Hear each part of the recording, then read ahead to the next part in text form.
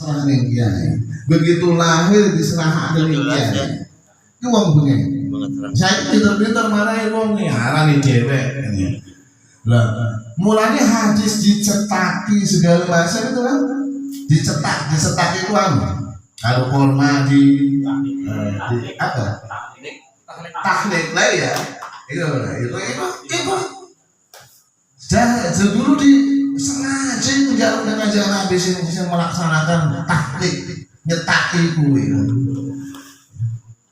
Kalau kurma orang Indonesia Cilegon maju kalau cabai dipeletakan biasa kan corona. Ya. Nah itu ya dalam rangka tabaruk ning kiai menawa yang melakukan arane sing ngawali nganjingaken panganan manjing ning jero wetenge bayi sadurunge disusoni.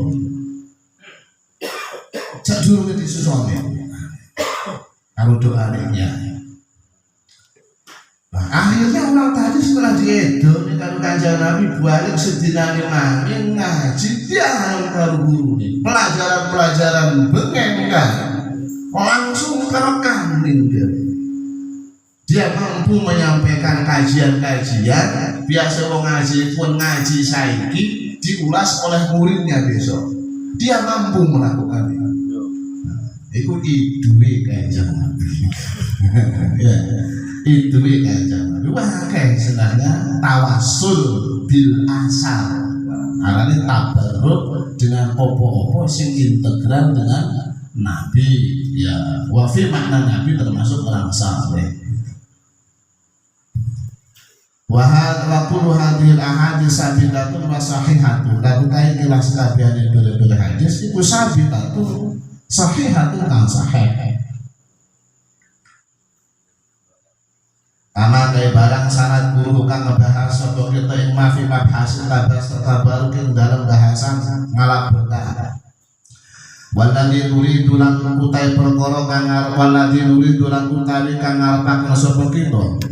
Annakulahu ingkang ucap sapa kita ngladi ku wa utalati ku annana setune kita kunatan sa'alu jalu sapa kita. Limada krono apa hadir muhafadzah utai kilah laksana sak sahabat radhiyallahu anhum ala asalin nabi atasi jejak atau peninggalan kanjeng Nabi sallallahu alaihi wasallam.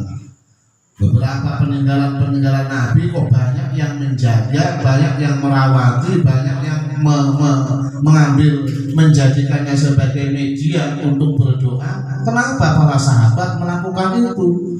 Famul kirban rupanya modele cangkem wadah ngombe asy'aru rambut al-artu keringat al-jubbatu jubah keringat ya anu sahabat itu kena penyakit apalagi biduran dia ini kalau kanjeng Nabi waras bidurannya malah wangi badannya entek wangi ini ya wang arane apa? Utbah bin Farqad. Utbah bin Farqad itu rabine papa. Rabine papa Utbah bin Farqad iki. Iya, rabine itu kan bingung ngobrol sesama rabi. Lagi kita wangi ya. Iya, padahal kita nggo parfum paling wangi sih. Kita nggo parfum paling wangi. Wong rabi wae itu bersaing. Iya, dia rabi pula melebihi sisi yang bersaing, pengen mendapatkan perhatian. Lah rabi sisi itu asal-asalan gak diembat banget. Lah kemana? Lama rabi wakil masing sisi orang pati wangi, milih sing wangi, sing sisi orang gelem dandan lu sing dandan. Makanya endak kebelo ya dandan. Makanya pengen rabi lagi, anu rabi sing dandan itu dipasang ke saya. Di kongkol mengganti kadang-kadang. Utbah bin Farqad itu rabine papa. Iku kabeh ngomong rabi-rabi Utbah. Wah, iya jadi tengah kalah wangi. Akhirnya berempat-empatnya tanya kenapa wangi ini saja? Wangi banget. Hah? Enggak seperti itu. Pada saat pada saat itu Utbah bin Fakot wangi mengalahkan wangi parfum dan seterusnya. Akhirnya ditanya, Clement bisa wangi yang luar biasa ini. Nah, dia bilang beberapa hari yang lalu saya ini mengalami penyakit gatal. Tak wadulah ke Kanjeng Nabi. Akhirnya Kanjeng Nabi menyuruh saya membuka baju, kemudian diusap-usapkan tangan Nabi yang setelah diludahi oleh ludah Nabi. Waras gatel wangi badannya. Ya sampai saya ini hilang wangi badannya. Nah itu nama anaknya tabarruk bi ansarin Nabi. Ngalap berkah. Saya cuma di ini kalau kiai marah-marah.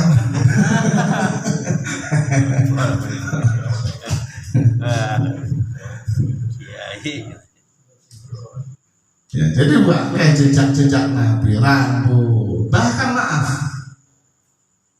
banyu kencing kayak Nabi.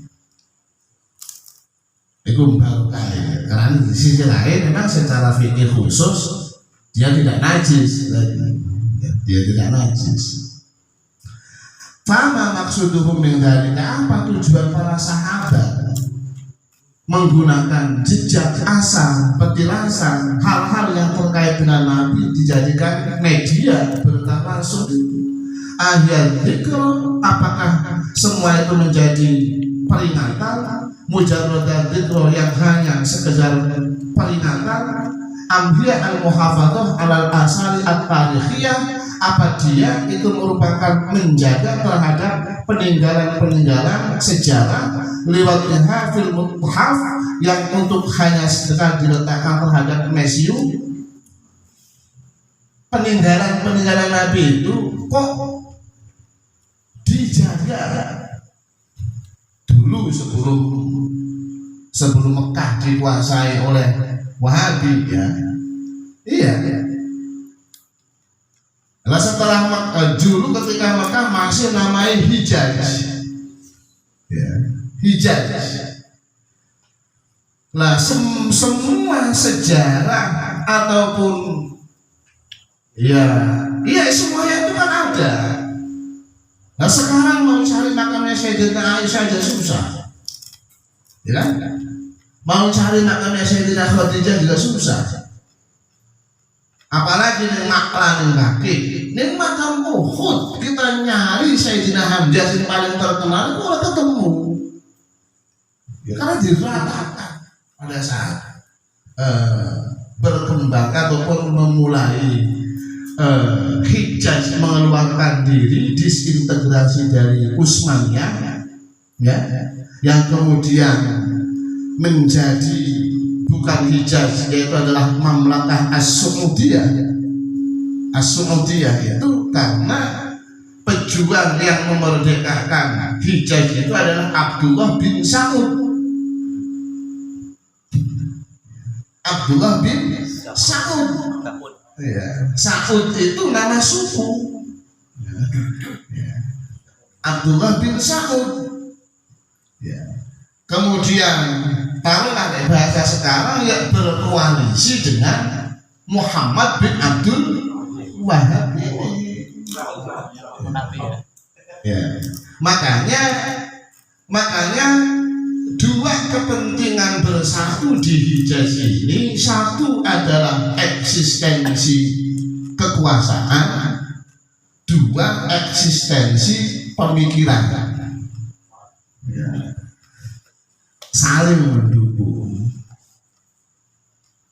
Mulanya di awal-awal Mamlakah As-Saudiyah itu tahun 1900-an, 1900-an itu kan semua tentang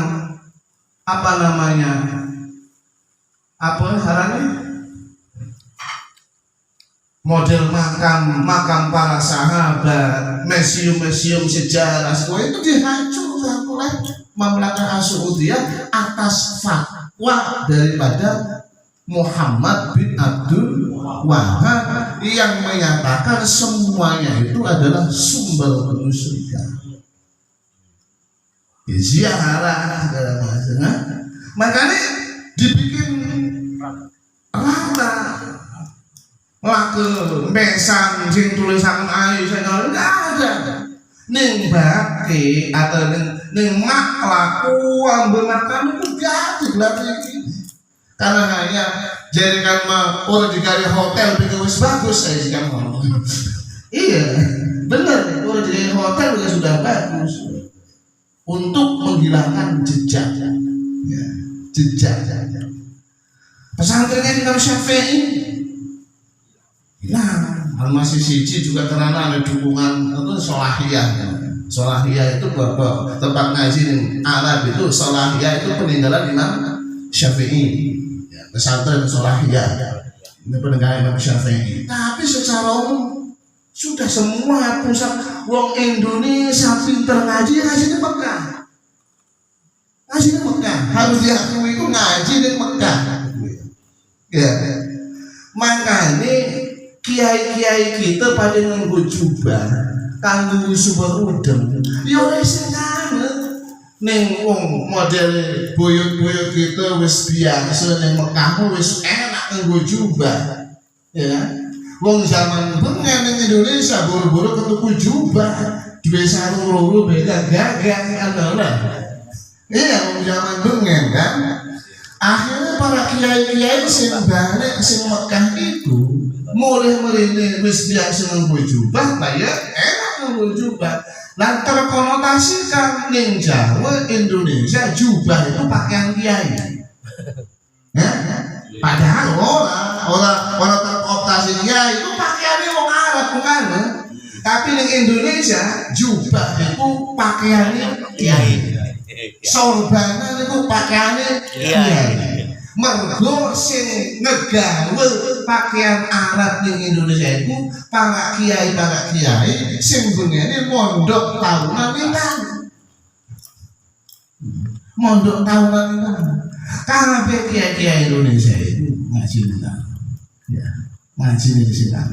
Zaman sedurunge Saudia. Mamlakah Saudia. Ngaji di kabeh. Mbah Nawawi, Mbah Hasyim Asy'ari. Wong sing ora pancen tengah-tengah sejarah, wah ngaji dengan. Kita kabeh boyot arek Kiai Haji Mu'asyid itu mondok ini kan.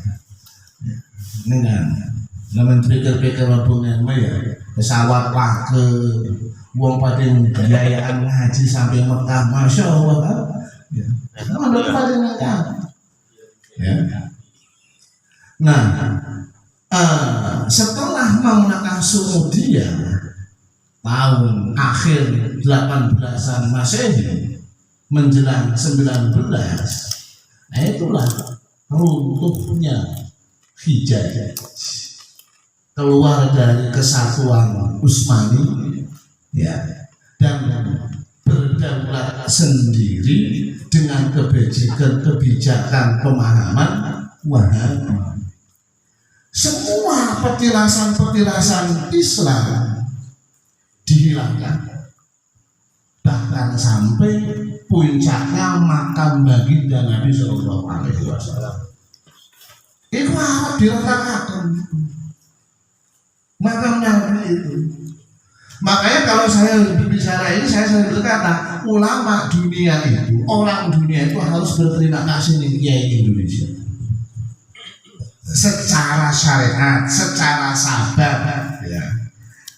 Secara hakikat mau wis pokoknya makam Nabi mah dijaga Allah, dijaga. Mau dulu juga orang Yahudi sempat berusaha untuk mencuri jasad Nabi. Dulu itu sudah terjadi.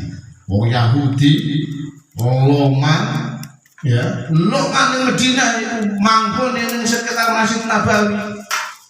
Wong Loman gawe gorong-gorong bawa ke tanah. Paling sing kene merono doang, tinggal sepet paling makam Nabi arep cukup. Gawe uang bawa tanah dari rumahnya. Namun awal biasa berjamaah yang Madinah, kalau orang-orang gaul Loman, tapi dia punya karyawan yang bengi-bengi negara terowongan dari rumahnya sampai tembus ke makam Nabi paling tinggal 3 meter.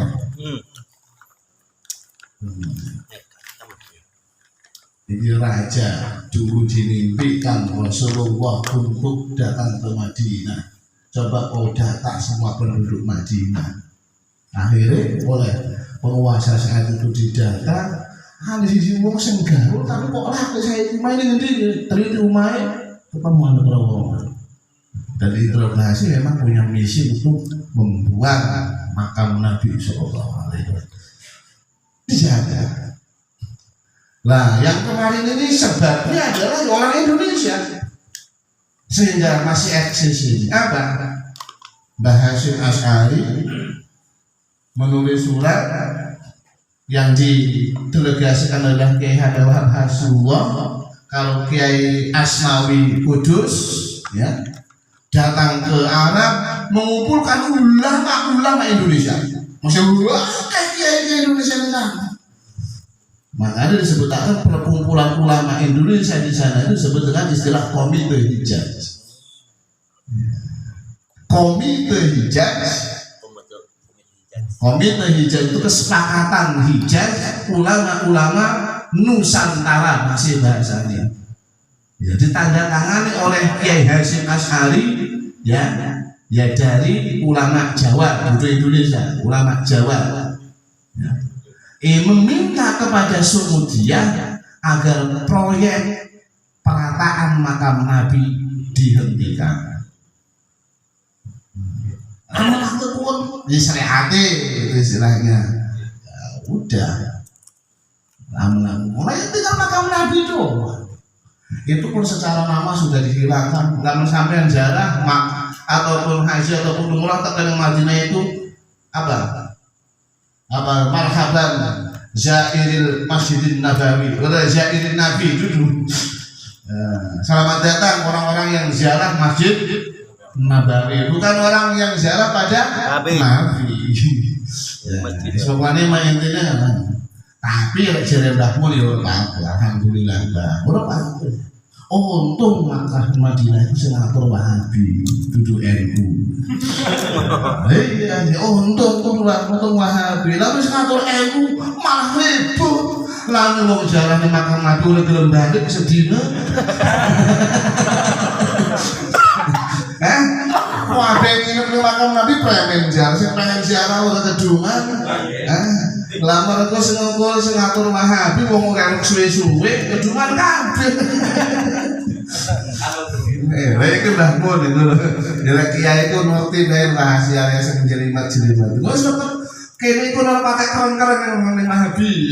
Iku masih dengan izin haji sing termasuk bagus wong Wahabi. Kalau Wahabi ora izin premen sing otoritas kan.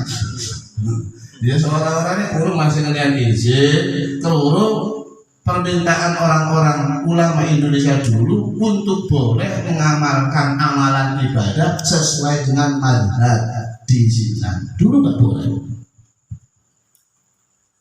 Sekarang silakan ada yang mengamalkan ibadah kan istilahnya diizinkan. Dulu nggak boleh untuk jamaah haji.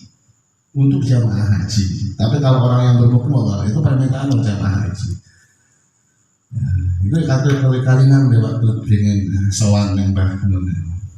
Kenapa sering kayak mana itu tentang dinamika seperti itu. Salah satu saya takut kebetulan. Untung bisa ngurus Wahabi. Nggak sih ngurus Wahabi malah roboh kayaknya. Lah rebutan pengen nyocok premen. Wes dodok ning kono ora gelem balik sampai oyoden ora balik-balik. Terus kan sing monggo ini saya ini paling lewat doang bae sak mono antri ini kan gitu. Kok malah memoyot sampai hatam Quran. Wah. Waktu Banten umroh hatam Quran yang ada lah ngahambat wong sabrah malah nih sini.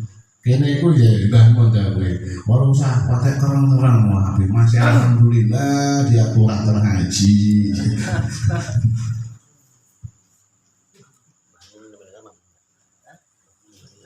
Fa'in kanat mangkala mutahan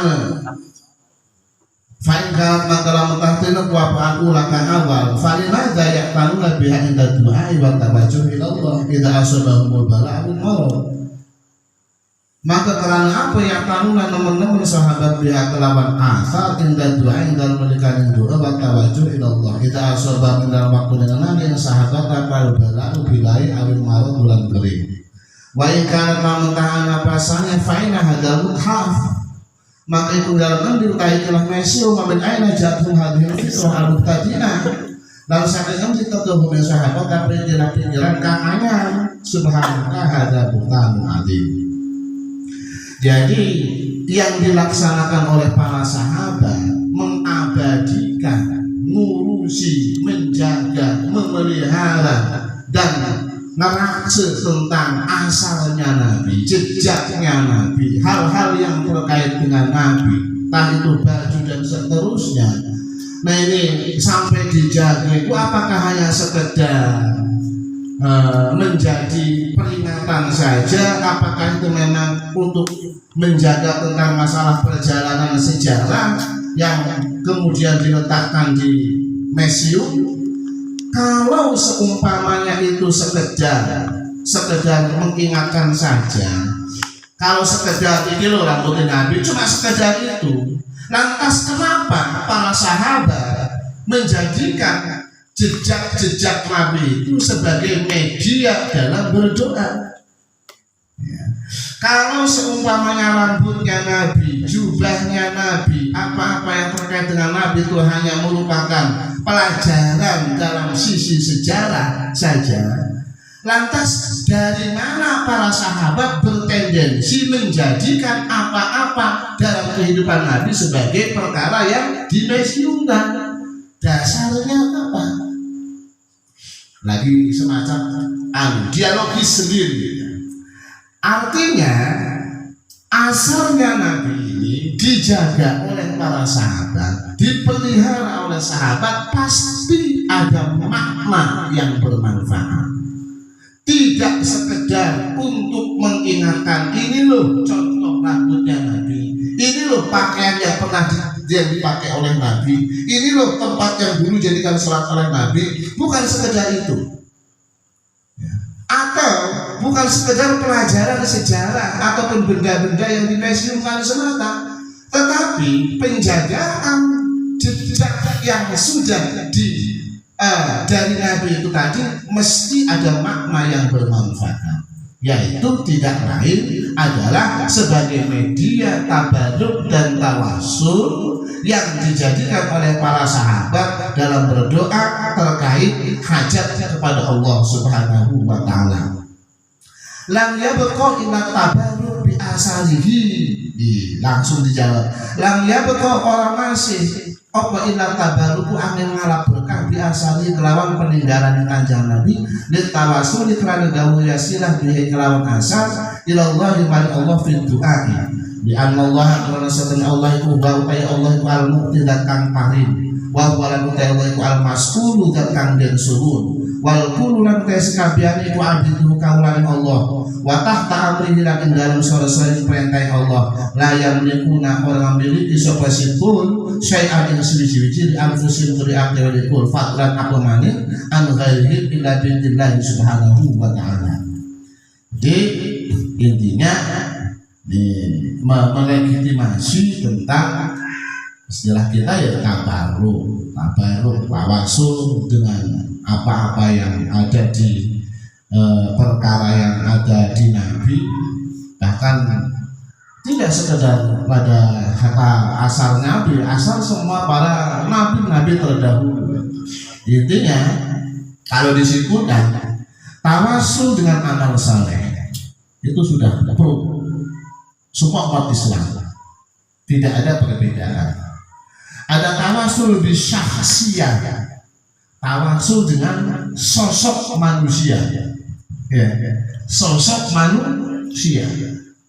Dalam hal ini Nabi dan orang para wali ini terjadi beda pendapat, tetapi mayoritas ulama berkata itu ya sahih, sebagaimana hadis riwayat Sayyidina Umar yang diperkuat oleh riwayat Ibni Abbas dan didukung dengan syawahid hadis di mana Nabi Adam alaihissalam memohon ampunan Allah dengan sosok Nabi Muhammad sallallahu alaihi wasallam.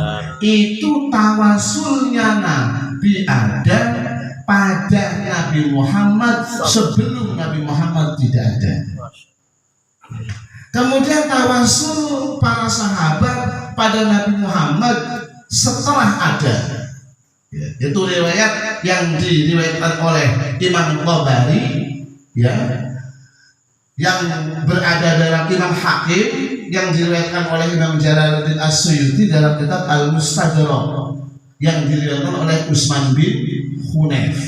Ya, masih kalian ya? Utsman bin Hunayf yang menceritakan seorang sahabat yang buta bertawasul dengan Nabi mampu melihat kembali.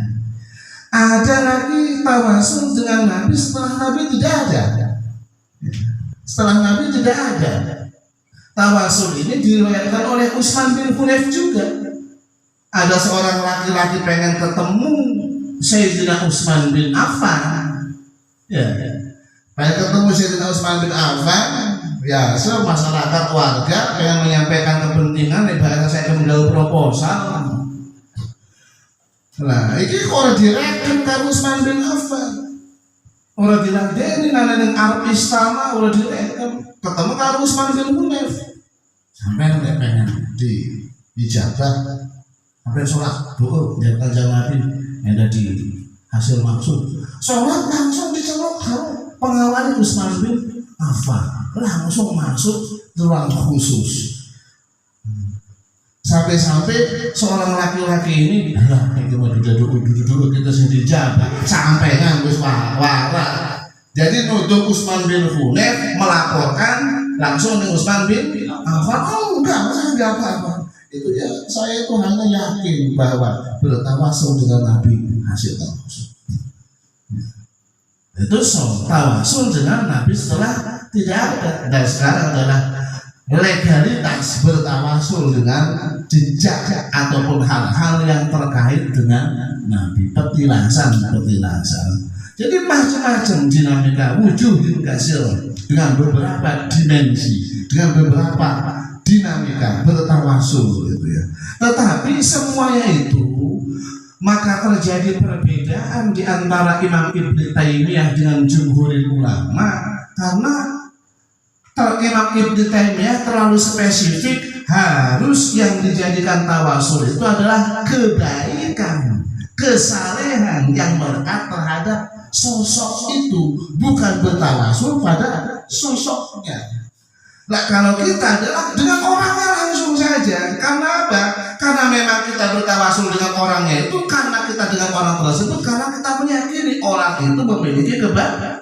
Jadi pikir-pikir sebenarnya hampir sama pemahaman Imam Ibnu Taimiyah dengan jumhurul ulama. Hanya saja yang mau ditekankan di sini oleh Sayyid Muhammad adalah sebuah bahasa yang mengkonotasikan bahwa tawasul itu perbuatan bid'ah dan musyrik, yang mengintegrasikan pendapat itu terhadap Imam Ibnu Taimiyah. Di situ Imam Ibnu Taimiyah mengklarifikasi, cuci tangan, tidak mengakui. Bahkan tadi Syekh Muhammad bin Abdul Wahab sendiri berkata itu merupakan sebuah bahasa yang disampaikan oleh siapa namanya, Suhail Ibnu Sulaiman bin Suhail yang berpendapat tentang perkara tersebut bahwa pendapat yang disampaikan mengatasnamakan dirinya Muhammad bin Abdul Wahab, bahwa dia mengkafirkan orang yang bertawasul, bahwa dia membenci dalailul khairat, bahwa dia anti madhab. Semuanya itu adalah ucapan Ibnu Suhail atau Sulaiman bin Suhail yang disebut, yang dikatakan adalah merupakan pendapat daripada Muhammad bin Abdul Wahab. Di sini Said Muhammad mengklarifikasi dalam risalah-risalah yang terdokumenkan dalam perpustakaan Yahudi tentang klarifikasi Muhammad bin Abdul Wahab. Pun saat ini tentang kesempatan malam Sabtu ini, alhamdulillah mudah-mudahan bermanfaat. Al-Fatihah. Bismillahirrahmanirrahim. Iya karena mau iya karena saya syiratul mustaqim syiratul ladzina an'amta alaihim ghairil maghdubi alaihim waladdallin. Alhamdulillahirabbil alamin. Alhamdulillah rabbana wa ya rabbi jalali wa shikal karim azim subhanahu. Amin. Allahumma ighfir lana dhunubana khata'ina kullaha wa liwalidina warhamhum kama rabbawna shighara wa ja'alna muslimin. Allahumma nas'aluka al-'afwa wal 'afiyah fid dunya wal akhirah. Allahumma amin. Salat ayat ta'ibun bi qulubina wa tanfa'u mana wa ta'ala wa yajra tarfa'u derajat wa tahdiya kama tasla qulubana tulhim nabiyyun maladuni wa tuqdim nabiyyun bisya'ati wal karamati ma'duriyatina wa tusra wa lana sa'atul kalam Allahumma ta'ala matikan wa ta'ala rahmatan wa sallallahu alaihi wa sallam wa alihi wa sallam khalaqta rizqan wa hayatan tusal khalaiq ajma'in walhamdulillahirabbil alamin. Assalamualaikum warahmatullahi wabarakatuh. Waalaikumsalam warahmatullahi